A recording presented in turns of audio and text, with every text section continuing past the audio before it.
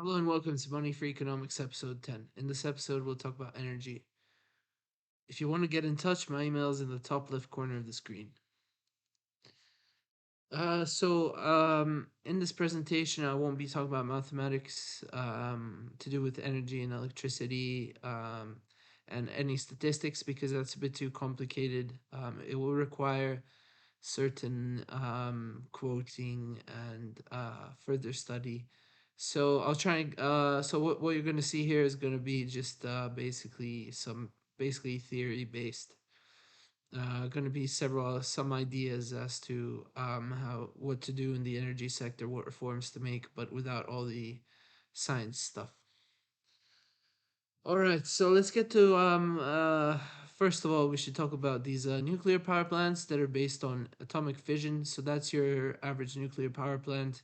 When someone's talking about a nuclear power plant, the odds of it being a fission power plant is pretty much high. It's more or less the same thing. So obviously, fission power plants, what they do is they basically just split the certain atoms, and then the energy that is released in the splitting of an atom is harvested and turned into basically electricity. Uh, I would say all atomic fission power plants they should be closed down for the main reason that they rely on uranium uh, sort of as like fuel, and then what they do is they produce this toxic waste.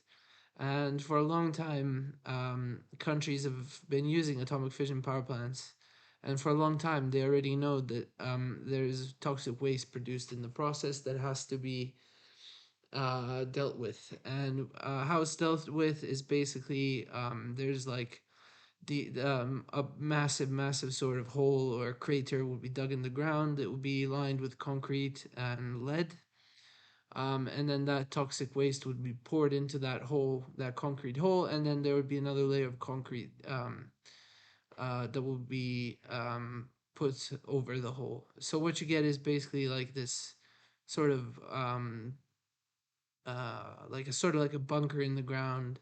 But of course, that is the most effective way. I think there's other ways to recycle this, but they're too expensive, not just in money terms, but also in terms of natural resources.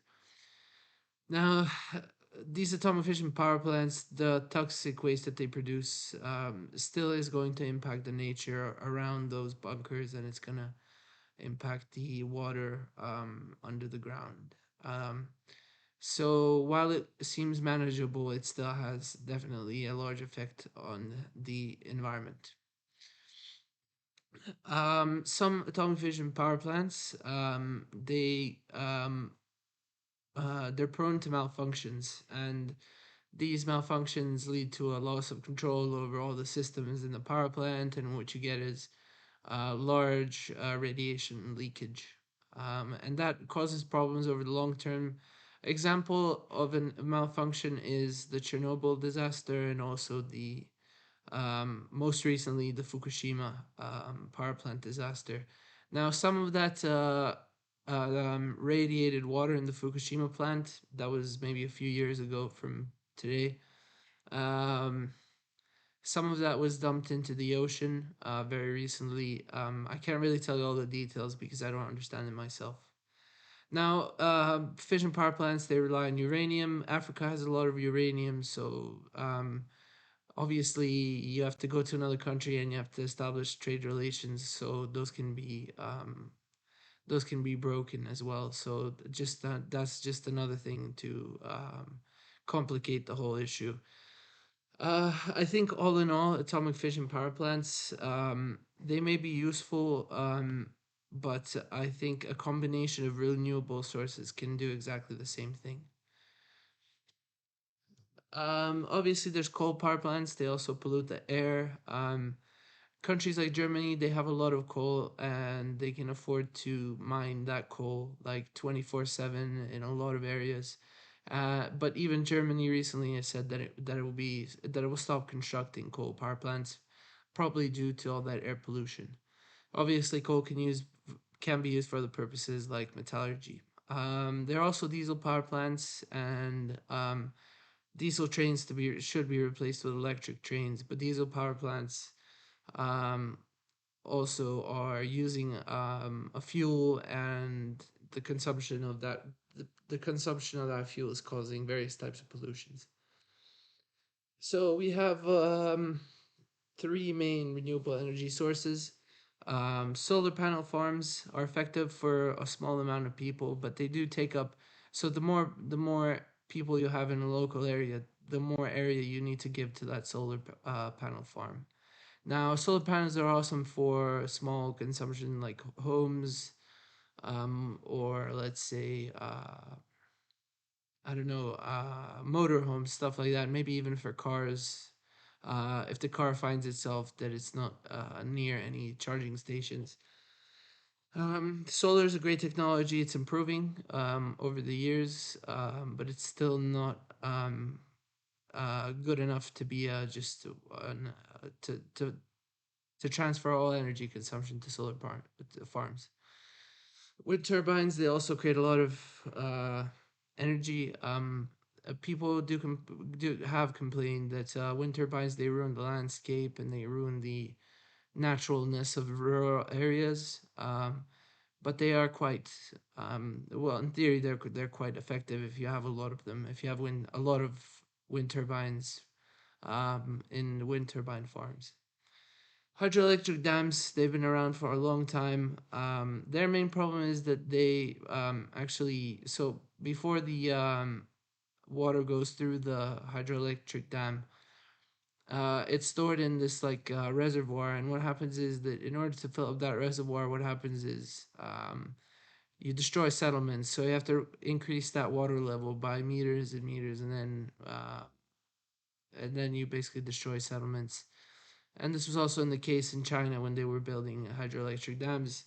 They flooded like 100-year-old, like culturally protected areas. So there's that to consider. Tidal wave generators are also a very good source, but they required a coastline. And I think not just any coastline, but obviously a very deep coastline.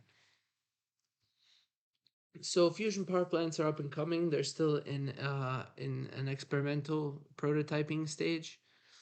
Um, they still have been released for mass production, so mass construction. But what they are is basically it still uses the nuclear principle, but instead of splitting the atom, it actually fuses two atoms together and collects the energy that is released in that fusion.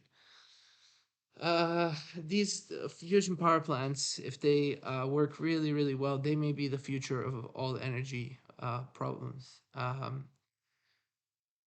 They use highly common metals as opposed to nuclear fission plants, and they have low risk of malfunction. And even if they do malfunction, they're not gonna spew out as much pollution as your average fission power plant. They're still in the experimental stage. There's international organizations cooperating just to make these prototypes. There's still not very much information about them, but I think maybe in a few decades, uh, countries can look to replacing all their energy production with fusion power plants. So this will be the last slide on batteries. Obviously, when you think about batteries, there's electronics batteries, car batteries, but there's also sensitive areas such as medical instruments or airplanes.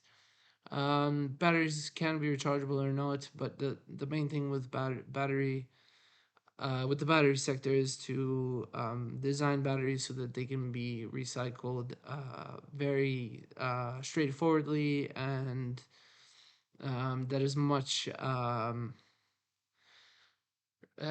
resources in those batteries, as much of it can be recycled and reused again. So a few years ago, graphene power cells were being released. Well, that's at least when I learned about them.